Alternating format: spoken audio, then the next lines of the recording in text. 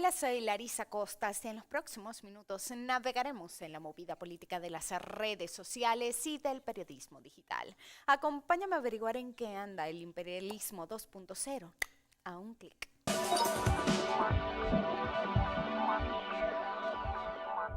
Rusia hace 100 años, una revolución cambió para siempre el curso del mundo. Derrocó a la dinastía de los zares, herederos de los emperadores romanos, lo que implicó además la eliminación del sistema absolutista. Años antes, en 1905, tuvo lugar un alzamiento popular en territorio ruso tras la derrota de la guerra ruso-japonesa. La composición social en Rusia se constituía en una profunda desigualdad.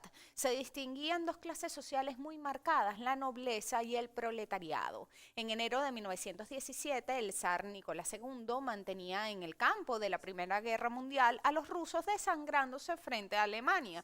Lenin diserta entonces entre el pacifismo burgués y el pacifismo socialista. Expone que frente a la sed imperialista, la única paz real es la paz del proletariado, por lo que las armas que les entregaban para matarse entre sí debían ser tomadas para enfrentar a los imperios en pugnas. La historia del año 17 ruso se divide en dos fases fundamentales, la Revolución de Febrero y la Revolución de Octubre, que en realidad además se produjeron en marzo y en noviembre porque Rusia se regía por el calendario juliano y no por el gregoriano. La Revolución de Febrero se inició con huelgas de trabajadores en la capital. Las manifestaciones fueron cada vez más multitudinarias y Lenin, que se encontraba en el exilio, seguía de cerca los acontecimientos, lo que le permitió prever los sectores de clase en pugna. Por un lado estaban los representantes feudales al servicio del zarismo, también la burguesía y los terratenientes, los grupos pequeños burgueses representados por Alexander Kerensky, quien asumió el poder en febrero tras la abdicación del zar. Y por último, el Soviet de Diputados Obreros, que aglutinaba a los sectores explotados y las masas pobres del país. Detrás de los primeros se encuentran los intereses imperialistas que atizaron las contradicciones y aceleraron la crisis con apoyo de algunos líderes socialistas que se unieron a la burguesía. En febrero, las clases proletarias se reunieron en torno a un gran sentimiento de liberación, pero el gobierno provisional, por su propia composición de clase, no lograba satisfacer las demandas de los campesinos, de los obreros, de los soldados. Empezaron a cerrar fábricas y a privilegiar la inversión en equipos bélicos antes que en las necesidades del pueblo. A partir de entonces, bajo el liderazgo de Lenin, los bolcheviques iniciaron el proceso de organización proletaria, no ya como un fin en sí mismo, sino con la toma del poder como un objetivo. Aunque en febrero eran minoría, bastaron 8 meses para que el liderazgo de Lenin los condujera no solo a la victoria, porque en octubre arribaron al poder y ya se habían convertido en mayoría. Manuel Azuaje Reverón compiló el libro 1917. Sobre el ring, Azuaje sabe darnos directo en el corazón a las izquierdas del mundo. El centenario de la Revolución Rusa, dice él, llega cuando las banderas del socialismo vuelven a levantarse alrededor del mundo y nuestras soberbias prefieren despreciar las experiencias socialistas de décadas anteriores. Este libro además nos demuestra que la revolución bolchevique tiene muchas lecciones que darnos y el pensamiento de Vladimir Ilich Ulyanov tiene mucho que decir en nuestro tiempo. Bien podría además estar Lenin, ¿verdad?, sentado frente a un ordenador actualizando el imperialismo fase superior del capitalismo con ejemplos del día de hoy. Hace 100 años entonces Rusia entregaba las tierras a los campesinos, se diferenciaba el trabajo como sustento y no como propiedad, se entregaban los medios de producción al poder obrero y germinaba aquella unión de repúblicas que décadas más tarde nos libró a todo el mundo de la amenaza del nazifascismo.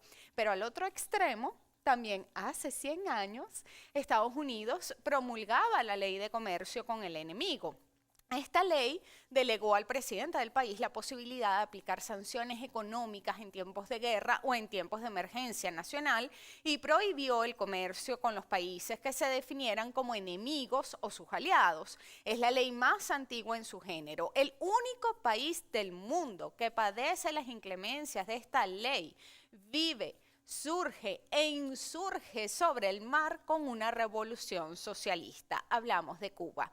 Este dato es significativo porque los mismos que intentan vender como anacrónicas las ideas del socialismo le dan oxígeno al viejo genocida capitalista y mantienen todo el corpus jurídico ideológico del odio intacto. Esos sectores que intentan convencer al mundo de que el socialismo no funciona son los que han derrochado un siglo construyendo un entramado jurídico y político, militar y hasta de inteligencia para sabotear las experiencias socialistas y antiimperialistas. Solo contra Cuba, Estados Unidos mantiene al menos 11 instrumentos jurídicos que son la base del embargo económico y comercial.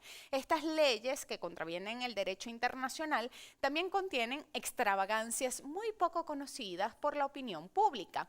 Aunque el derecho internacional prohíbe a toda ley ser extraterritorial, es decir, aplicarse más allá de las fronteras del país, Estados Unidos le impone al mundo la ley Torricelli para afectar a Cuba.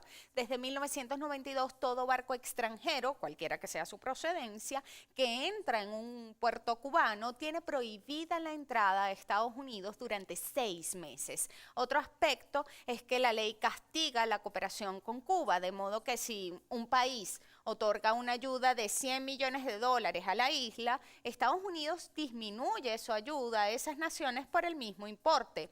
Esta ley también le prohíbe a Cuba el comercio electrónico internacional y destina cada año $20 millones a programas de cambio de régimen en la isla. Desde que se hizo efectiva en 1993, Estados Unidos ha invertido más de $500 millones de los contribuyentes estadounidenses para destruir a la revolución cubana. La ley Helms-Burton es otro instrumento que utiliza Estados Unidos para espeluznar a los inversionistas de instalarse en Cuba por temor a represalias por parte de la justicia estadounidense. Impone sanciones a las empresas extranjeras que realicen transacciones con propiedades estadounidenses nacionalizadas en Cuba. Otro impedimento se puede patentar con este ejemplo que les tengo. Digamos que una compañía de industria automotriz extranjera desea comercializar sus productos en Estados Unidos. Está obligada a demostrar que ninguno de los componentes de los vehículos contiene níquel cubano. El mismo criterio vale para la repostería y los productos que contengan azúcar. George W. Bush hasta cambió el concepto de familia para recrudecer el bloqueo contra Cuba. Todos los inmigrantes de Estados Unidos pueden viajar a su país de origen cuantas veces quieran, menos los cubanos. Para obtener el permiso de viaje a Cuba, la persona debe demostrar que cuenta con un pariente viviendo en el archipiélago y solo podría hacerlo además una vez cada 3 años. A partir de las sanciones impuestas por Bush, los tíos, los sobrinos y los primos pues ya no son familia, solo cuentan como tal los abuelos, hijos, cónyuges y padres. Las mismas restricciones aplican para las remesas que solo podían ser enviadas a ciudadanos cubanos siempre y cuando estos no fueran militantes del Partido Comunista. Por último, la licencia para visitar Cuba se emitía por 2 semanas nada más y te permitían gastar $50 diarios. Las leyes estadounidenses contra Cuba coquetean con el ridículo. Hasta el 17 de octubre del año 2016, los estadounidenses que viajaban al extranjero tenían terminantemente prohibido comprar un cigarro o una botella de licor producida en Cuba para consumo personal. Aunque ahora les permiten, pues, fumar o embriagarse con productos cubanos, les restringen a sus connacionales viajar a Cuba. Pueden viajar, no sé, a Corea del Norte, pueden viajar a Vietnam, pueden viajar a China, pero no pueden ver el socialismo que les queda a 90 millas. Deben estar entonces en la casa ansiosos por conocer los resultados de las presuntas bondades de Obama, ¿verdad? Pues bien, las medidas tomadas en el breve deshielo fueron muy focales y no alcanzaron siquiera a amainar las calamidades del bloqueo. Los productos que se podían exportar hacia Cuba eran limitados al sector construcción, equipamiento y herramientas para el uso del sector no estatal de la economía, además, incluida la actividad agrícola, así como también productos y servicios de las telecomunicaciones. para que el tío Sam pudiera escucharlos mejor, ¿verdad? Las importaciones también se circunscribían al sector no estatal de la economía, excepto en productos farmacéuticos y biotecnológicos. Es que ese socialismo de avanzada sí no querían perdérselo. Pero en la práctica no se pudo realizar ninguna importación ni del sector privado ni del público, porque la madeja de leyes del bloqueo es tan enrevesada que los intentos fueron ahogados por la burocracia. El 16 de junio de este año, Donald Trump recrudeció el bloqueo contra Cuba. Según un informe emitido por la organización Engage Cuba, conformada además por personalidades, compañías e instituciones estadounidenses que son contrarias al bloqueo, las medidas impuestas por el magnate impedirán a corto y mediano plazo la creación de 12.295 puestos de trabajo en Estados Unidos y dejarán de percibirse unos 6.600 millones de dólares. Para Cuba, los daños, por supuesto, son significativos porque entre abril del 2016 y junio del 2017 el bloqueo ha causado pérdidas que ascienden a los 4.305 millones de dólares. Según el Ministerio de Economía y Planificación de ese país, se requieren entre 2.000 y 2.500 millones de dólares de inversión extranjera directa para que el archipiélago alcance su desarrollo económico. Esto indica que el costo del bloqueo anualmente representa para Cuba el doble de lo que exige su economía. Los daños acumulados por el bloqueo durante 6 décadas de aplicación alcanzan la cifra de 822.280 millones de dólares, tomando en cuenta la depreciación del dólar frente al valor del oro en el mercado internacional. Ahora Cuba, frente al bloqueo, lucha y brinda generosamente a la humanidad el fruto de sus triunfos. Yo voy a dar pocos ejemplos, y no solo por razones de tiempo, que ya Mario debe estar esperando, sino porque los venezolanos conocemos de cerca la amorosa amistad del pueblo caribeño. Desde 1960 ha cooperado con 167 naciones, a pesar de todas las barreras, en áreas como la educación, la salud, emergencias en zonas de desastres naturales y conflictos armados. El programa cubano Yo Sí Puedo ha alfabetizado a más de 9.400.000 personas en 30 países. Entre 1961 y el año 2014, Cuba graduó a 51.499 extranjeros.